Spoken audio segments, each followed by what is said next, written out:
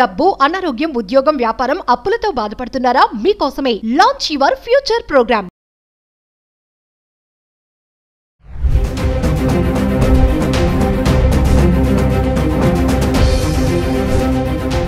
నమస్తే, welcome back to Suman TV. Present మనతో పాటు ఉన్నారు పబ్లిక్ స్పీకర్ రజనీరమ్మ గారు. నమస్తే మ్యామ్. నమస్తే నవీన మేడం, కొన్ని విషయాల గురించి మాట్లాడుకుంటే అసలు ఇంకా భయం వేస్తుంది అనమాట. మామూలుగా ఇప్పుడు మధ్యప్రదేశ్లో జరిగిన ఇన్సిడెంట్, మార్చరీలో శవం పైన అఘాయిత్యం మామూలుగా చూస్తున్నాం. ఈ రోజుల్లో డేస్ బాగాలేదు, బ్రతుకున్న వాళ్ళ పైన జరుగుతున్నాయంటే అది ఓకే, కానీ ఇక్కడ చూడండి శవం పైన అంటే అసలు ఇంకా కన్ను మిన్ను తెలియకుండా అంత కామాంధుడు అనమాట. ఆ సీసీటీవీ ఫుటేజ్ చూస్తే అసలు ఎంత భయం వేస్తుందంటే మన స్ట్రెచ్చర్ మీద ఉన్న మహిళని లాక్కెళ్ళి సైడ్కి తీసుకెళ్ళి అఘాయిత్యం చేయడం అంటే, చనిపోయిన డెడ్ బాడీ పైన అఘాయిత్యం అంటే ఇంకా దారుణం ఇది. అంటే ఒక్కసారి వివరాల్లోకి వెళ్తే అంటే దీని నుంచి ఏం నేర్చుకోవచ్చు, ఏంటి అసలు ఎలా ఉంది సొసైటీ అంటే ఒక్కసారి. అసలైతే ఈ వీడియోని వైరల్ చేయకూడదంట ఫస్ట్ ఆఫ్ ఆల్ నేను చెప్పేది. అంటే జరిగి 1 సంవత్సరంన్నర అయిపోయింది, వాళ్ళకి బయటకు వచ్చింది వీడియో, వాళ్ళని పట్టుకుని వాడికి చేయవలసింది చెయ్యాలి, అక్కడతో సరిపోతుంది. బయటకి చూపించడం అనేది నా దృష్టిలో చాలా తప్పు అనిపించింది. ఎందుకంటే ఇప్పుడు కుళ్ళిపోయింది సమాజము, మనిషికి అసలు విలువ లేదు. ఇటువంటి సమయంలో అలాంటి వీడియోలు వైరల్ చేస్తే జనం ఇంకా చెడిపోరా? అంటే ఏదో పెద్ద కొండంతా వెలుకని పట్టుకున్నాం అన్నట్టుగా చూపించారు. అంటే ఇంకొకటి కూడా చెప్తారు, దొంగలు పడ్డ 6 నెలలకి కుక్కలు మరిగినట్టు. ఏనాడో 1.5 సంవత్సరాల క్రితం జరిగిన ఘోరము ఇప్పుడు వీడియోలు బయటపడినాయి అంటే వాళ్ళ అలసత్వం తెలుస్తుంది. వాళ్ళు ఎంత బాగా విధులు నిర్వర్తిస్తున్నారో, ఎవరైతే సూపర్విజన్ లో ఉంటారో, యాజమాన్యం వాళ్ళు ఉంటారో, వాళ్ళ అలసత్వం అనేది ఇక్కడ అంటే వాళ్ళ బొరియలు వాళ్ళే చూపిస్తున్నారు అనమాట, వాళ్ళ హోల్స్ బయటకి. మేము ఇంత వేధవాళ్ళము, మేము చేతకాని వాళ్ళము, ఇదిగో కానీ మేము పట్టుకున్నాము అని అన్నారు. అసలు జరగాల్సిన దరిద్రం అయిపోయింది. ఇప్పుడు అలాంటివి చూపించడం వల్ల, చెప్పడం వల్ల ప్రయోజనం ఏముంది చెప్పండి మీరు. కానీ నేను అడిగారు కాబట్టి చెప్తున్నాను ఏంటంటే, వాడు ఇంకా దారుణమా, నీచమా, అన్యాయమా, ఇంక ఇవన్నీ స్థాయి దాటిపోయిన ఇదిలో ఉన్నాడు వాడు. ఇప్పుడు మార్చురీ అంటే శవాల్ని నిలవబెట్టడమా, పోస్ట్ మార్టంలు చేయటమా, ఇలాంటి డిపార్ట్మెంట్స్ ఉంటాయి. ఉన్నప్పుడు వాళ్ళు అటాప్సీలు అవన్నీ చేసినప్పుడు తాగుతారు, వాళ్ళకి వామిటింగ్స్ అయిపోతాయి, ఆ స్మెల్ భరించలేరు. ఇంకొకటి ఏంటంటే జీర్ణించుకోలేరు అదంతా కూడా వాళ్ళు చూస్తూ. కాబట్టి అవన్నీ తట్టుకోవాలంటే తాగుతారు, వాళ్ళు తాగే చేస్తారు. చేసినప్పుడు సరే అనుకుందాం, ఈ మార్చురీలో వర్క్ చేసే వాళ్ళు కూడా తాగుతారు. తాగినప్పుడు వాళ్ళకి ఇంకా ఏం తెలియదు, ఇది చేయరా అంటే ఇది చేయటమే, ఇది తీసుకెళ్ళరా అంటే ఇది తీసుకెళ్ళటమే, ఏదంటే ఇంకా అది దానికి కమిట్ అయిపోతారనమాట. సో ఇప్పుడు వీడు కూడా మార్చురీలో ఉన్నాడు అంటే ఫుల్ ఎప్పుడు 24 hours డ్రింక్ డ్యూటీలో ఉన్నంత వరకు తాగుతూనే ఉంటాడు. అఫ్ కోర్స్ బయటకు వెళ్ళిన తర్వాత కూడా వాడికి అది వ్యసనంగా మారిపోయి ఇంక 24 గంటలు తాగుతూనే ఉంటాడు.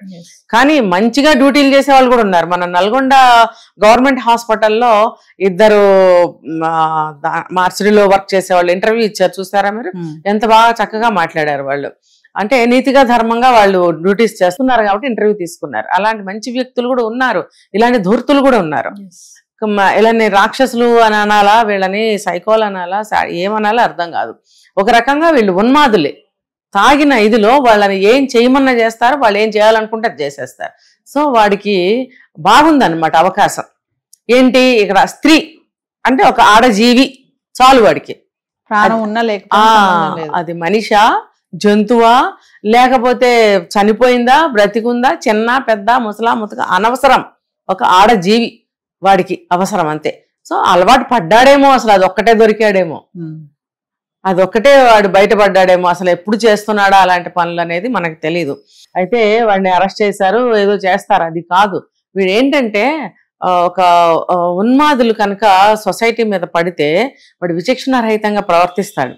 ఏ క్షణాలు అంటే పిచ్చోడి చేతిలో రాయిస్తే వాడు ఎటు కొడతాడో తెలీదు, అలా వీడు ఎట్లా బిహేవ్ చేస్తాడో తెలీదు. ఇలాంటి వాళ్ళని సమాజంలో తిరగనివ్వకూడదు. ఇప్పుడు ఏదో యాక్ట్ కింద, సెక్షన్ కింద వాడికి ఏదో పనిష్మెంట్ ఉంటుంది, ఉన్నప్పుడు అది అయిపోయాక మళ్ళీ బయటకు వస్తాడుగా. అట్లా రానివ్వకూడదు కదా. రానివ్వకూడదు అని అంటే వాడికి యావజ్జీవం అయ్యాలా? వాడికి చక్కగా పెట్టి పోషిస్తారా? ఒక ఉన్మాదికి, ఒక సైకోకి, ఒక రాక్షసుడికి, ఒక దుర్మార్గుడికి భోజనం పెట్టి జీవితకాలం సుఖంగా ఉండని దీవించి అందులో పెడతారా మీరు? అసలు అది కాదండి. వీళ్ళకి ఏం చేయాలంటే ఎన్కౌంటర్ చేసి పారేయాలి. సమాజంలో ఉండకూడదు, జైల్లో ఉండకూడదు అంటే వాడు బతికి ఉండకూడదు కదా. బతికి ఉండకూడదు అని అంటే ఉరి తీయాలి. ఇక ఉరి అంటే పెద్ద పని, ఎన్కౌంటర్ చేసి పారేయాలి వాళ్ళని. చేసేస్తే క్షణంలో తీసుకెళ్లి వీడిని కూడా మార్చుడిలో పడేయటం, లేకపోతే క్రిమేషన్కి దేనికని పంపించేయడం చేసేయాలి. క్షణంలో అయిపోతుంది. కొన్ని కామెంట్స్ చూసాను మేడం నేను. కామెంట్స్ ఏమంటున్నారంటే, అడుగుతున్నారంటే బ్రతుకున్న వాళ్ళకి కూడా సెక్యూరిటీ లేదు, చనిపోయిన డెడ్ బాడీకి కూడా సెక్యూరిటీ లేకుండా అయిపోయింది. అంటే ఇలాంటి వాళ్ళకి మీరు అన్నారు ఇందాక, అలాంటి వాళ్ళకి ఏమి వావి వరుస ఏది ఉండదు వాళ్ళకి అని అనుకోవచ్చు అంటారా? ఇప్పుడు చూడండి ఇది ఎంత దారుణం అంటే, మరి వాళ్ళకి ఏం తెలియదు నవీన, ఇంకా ఒళ్ళు తెలియదు వాళ్ళకి అంతే. వాడికి తాగినంత మాత్రాన ఆకలి అయ్యేదా వాడికి? వెళ్ళి ఇంత తినొస్తాడుగా. అలాగే తాగినంత మాత్రాన వాడికి సెక్స్ కావాలని అనిపిస్తుందిగా? అనిపించకుండా ఏం ఉండదుగా, అనిపిస్తుంది కాబట్టి వాడు ఆ పనులు చేశాడు. తేరగా దొరికింది, ఎవరు చూసేవాళ్ళు లేరు, అడ్డుకునే వాళ్ళు లేరు, సీసీలు ఉన్నాయని వాడికి రోజు డ్యూటీలో తెలియదా? తెలిసి కూడా ఎందుకు కమిట్ అయ్యాడు అంటే ఆ ఉన్మాదం. ఆ ఉన్మాదంలో ఉన్నప్పుడు వాడికి ఒళ్ళు పాయ తెలియదు. వాడికి తెలియకుండా ప్రవర్తించిన తీరు వల్ల భాగం అది. అట్లా అసలు స్ట్రెచర్ మీద ఉండాలి బాడీ అనేది. ఆ స్ట్రెచర్ మీద నుంచి ఏ రకంగా ఎంత ఫాస్ట్ గా ఈడ్చుకెళ్ళాడు. నాకైతే గుండె అయినంత పని అయింది ఒక్కసారి. ఇదేమన్నా నటనేమో, బతికే ఉందేమో అనుకున్నా.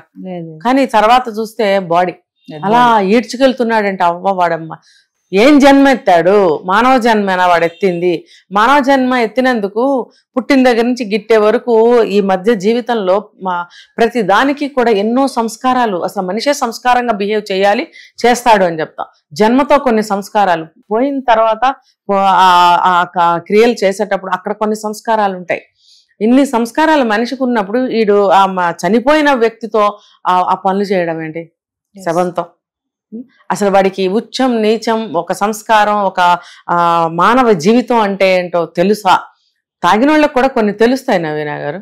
వాడికి అసలు అది కూడా తెలియలేదు అంటే వాడికి ఆడి విజృంభణ అనమాట, రాక్షసత్వం, పైశాచికత్వం. ఇంకంతే, ఇంక ఇలాంటి క్వాలిటీస్ అనమాట వాడికి అన్ని ఉన్నవన్నీ. సో ఆ పని చేశాడు. అయితే ఆ సూపర్విజన్ లో ఉన్న సూపర్వైజర్స్ కానీ, యాజమాన్యం కానీ అసలు హాస్పిటల్లో ఏమి రూల్స్ కండిషన్స్ పెట్టారు. ఆ సూపర్విజన్ అనేది ఎంత బాగా చేయాలి. అక్కడ సీసీ ఉంది కదా అని చెప్పి వదిలేయడం కాదు. ఆ సూపర్వైజర్స్ గంటకి వాళ్ళు తిరగాలి కదా. మార్చురీలోకి వెళ్ళరా? ఆ విషయం నాకు తెలీదు. ఒకవేళ అతను సూపర్వైజర్ అన్న తర్వాత ఆ డ్యూటీలో, నైట్ డ్యూటీలో ఒకటి కాదు, ఎంతో అంత పెద్ద హాస్పిటల్స్ లో డ్యూటీస్ ప్రకారం సూపర్వైజర్స్ చాలా మంది ఉంటారు. వాళ్ళు ఒకళ్ళన్నా మార్చురీలో తిరగరా? గంటకు ఒకసారి తిరగాలని తెలియదా? తిరగాలి కదా. శవాలైతే మాత్రమే వాళ్ళకి అప్పచెప్పద్దు. వాళ్ళు సరిగ్గా ఉన్నాయా లేదా? నా కరెంటు పోయిందా? కరెంటు పోయే ఛాన్స్ ఉండకపోవచ్చు, ఏదో నా ఇదితో నేను చెప్తున్నా. ఏదో ఒక చిన్న ఏమైనా ఫాల్ట్స్ జరగచ్చు. శవాలకు కూడా కాపలాయే కదా మార్చురీ అనేది. అందులో పనిచేసే వ్యక్తులు శవాలకు కాపలానే కదా. వాళ్ళకి అప్పచెప్పే వరకు బాధ్యత వీళ్ళదనే కదా అర్థం. అంటే ఈ బాయ్స్ దేనా? ఆ సూపర్వైజర్స్కి ఏమి ఉండదా? సూపర్వైజర్స్ అలాగా కాపలా కాయాలి, తిరగాలి, సూపర్వైజర్ చేయాలి అని అంటే యాజమాన్యం ఎలా పని చేయాలి? వాళ్ళు కనుక్కోవద్దా? ఏరా సూపర్వైజర్లు మీరందరూ ఎలా పనిచేస్తున్నారు ఏంటి అని చెప్పి వాళ్ళు కూడా సడన్ విజిట్ చేయాలి. డాక్టర్స్ అయినంత మాత్రాన ఏమి? వాళ్ళు స్థాపించిన హాస్పిటల్కి మంచి పేరు రావాలి, పేషెంట్స్ రావాలి, రికవర్ అయ్యి మంచిగా బయటకు వెళ్ళి మంచి పేరు చెప్పాలి ఫలానా హాస్పిటల్ అని. ఆశ వాళ్ళకు ఉంటుంది కదా. అందుకే కదా పెద్ద పెద్ద హాస్పిటల్స్ స్థాపిస్తారు.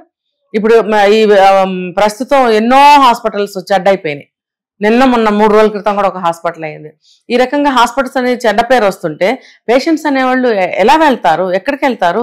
సెక్యూరిటీ లేదు, అస్సలు దేనికి లేదు.